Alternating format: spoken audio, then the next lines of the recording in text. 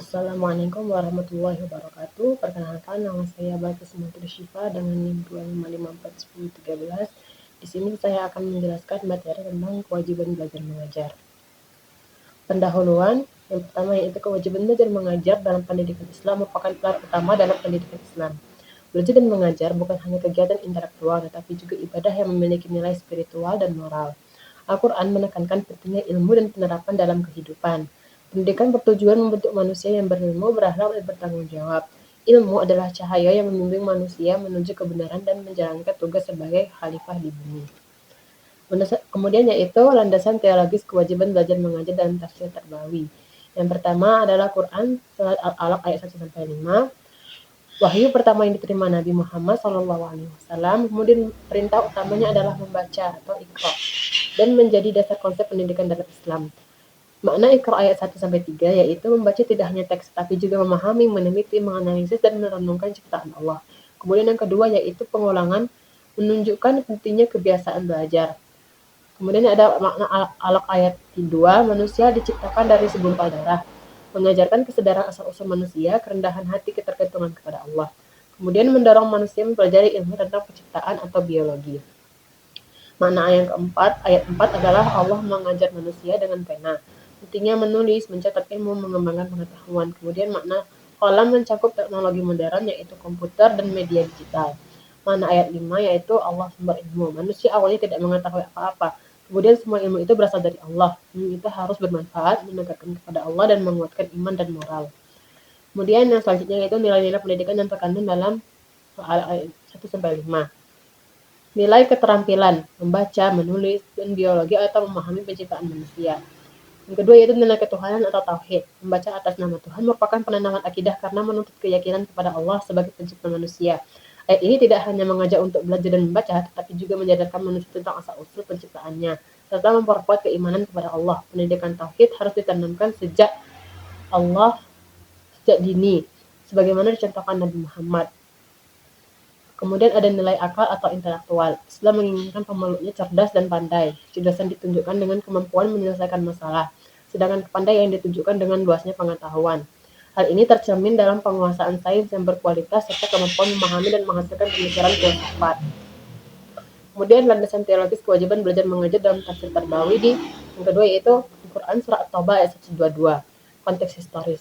Yang pertama itu respon atas peringatan keras. Berawal dari Quran surat At-Taubah ayat 39 ini ancaman azab bagi enggannya berperang, kemudian antusiasme berlebihan, seluruh kaum muslim ingin berangkat perang hingga Madinah kosong dari penuntut ilmu.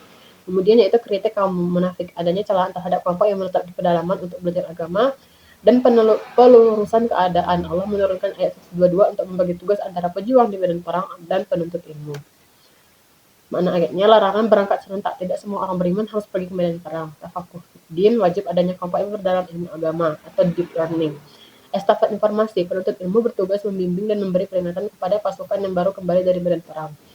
Yang kemudian, hukum menuntut ilmu dalam konteks ini menjadi fardu kifayah untuk menjaga kelestarian syariat. Lainnya yang pendidikan terkandung dalam Quran surat At-Taubah ayat 22 yaitu kewajiban spesialisasi ilmu. Pentingnya pembagian tugas dalam masyarakat. Ilmu pengetahuan adalah garis depan pertahanan peradaban dan spiritual.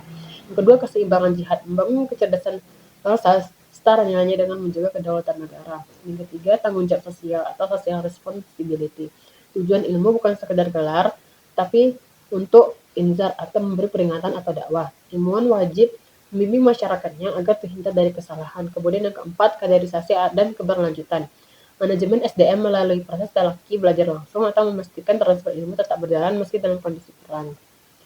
Kemudian, landasan teologis kewajiban belajar mengajar tafsir Tarbawi di Quran surat Al-Mujadilah ayat 11. Makna ayat ini berkaitan dengan peristiwa ketika Rasulullah SAW berada dalam majelis bersama para sahabat dan memerintahkan mereka untuk memberi tempat kepada orang yang baru datang, dan mengajarkan sikap lapang hati, rendah hati, dan tidak merasa lebih berhak dalam suatu majelis. Kemudian menekankan ketaatan terhadap perintah dan aturan dalam majelis, seperti memberi ruang atau berdiri jika diminta. Kemudian mengajarkan etika dan akhlak dalam majelis ilmu agar tercipta suasana yang tertib, nyaman, dan kondusif untuk belajar. Kemudian menunjukkan makna ayatnya menunjukkan bahwa Islam sangat mendorong umatnya untuk ilmu dan menghargai proses pendidikan, menegaskan bahwa Allah meninggikan derajat orang-orang yang beriman dan berilmu, Menurut Ibnu Katsir, iman dan ilmu harus disertai akhlak serta pengalaman yang baik agar memberi manfaat bagi diri sendiri dan masyarakat. Ayat ini juga menunjukkan bahwa belajar dan mengajar merupakan bagian dari ibadah yang dapat mengangkat derajat manusia di sisi Allah. Nilai-nilai yang terkandung, yang pertama itu memuliakan. Ayat ini mengajarkan agar manusia saling memuliakan dan memberikan kelapangan kepada sesama dalam majelis. Orang yang memuliakan orang lain tidak akan dimuliakan, sedangkan merendahkan orang lain menunjukkan kurangnya pemahaman iman. Kemudian yang kedua yaitu menghormati. Ayat ini mengandung perintah untuk saling menghormati tanpa membedakan pangkat, jabatan, atau status sosial. Sikap menghormati sesama akan mendatangkan kemuliaan dan kelapangan dari Allah. Yang ketiga, cinta ilmu pengetahuan. Allah meninggikan derajat orang-orang yang beriman dan berilmu sehingga menuntut ilmu menjadi hal yang sangat penting dalam Islam. Orang yang memiliki ilmu akan lebih cerah dalam hidup dan mampu memberikan manfaat bagi masyarakat. Yang keempat yaitu disiplin. Disiplin berarti taat terhadap aturan Allah maupun aturan yang berlaku dalam kehidupan. Sikap ini tercermin melalui penggunaan waktu dengan baik, datang tepat waktu dan bersungguh-sungguh dalam menuntut ilmu serta berbuat kebaikan.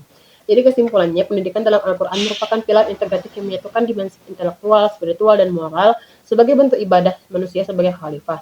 Melalui surat Al-Alaq ayat 1-5, spiritual dan moral sebagai bentuk ibadah manusia sebagai khalifah. Melalui surat Al-Alaq 1-5, Islam meletakkan dasar literasi, membaca dan menulis sekaligus penguatan akidah melalui pengenalan asal-usul penciptaan. Prinsip ini diperkuat dalam surat At-Taubah ayat 122 yang menegaskan pentingnya spesialisasi ilmu, tafakuh fiddin, sebagai bentuk jihad intelektual yang setara dengan perjuangan fisik demi menjaga peradaban. Sebagai motivasi, surat Al-Mujadilah 11 menjadikan pengangkatan derajat bagi orang beriman dan berilmu, dengan catatan harus dibarengi dengan adab dan ketaatan. Akhirnya tujuan utama pendidikan Islam adalah membentuk pribadi unggul yang mewujudkan ilmunya dalam pengalaman nyata bagi kemaslahatan sesama. Itu dia penyampaian dari saya. Wassalamualaikum warahmatullahi wabarakatuh.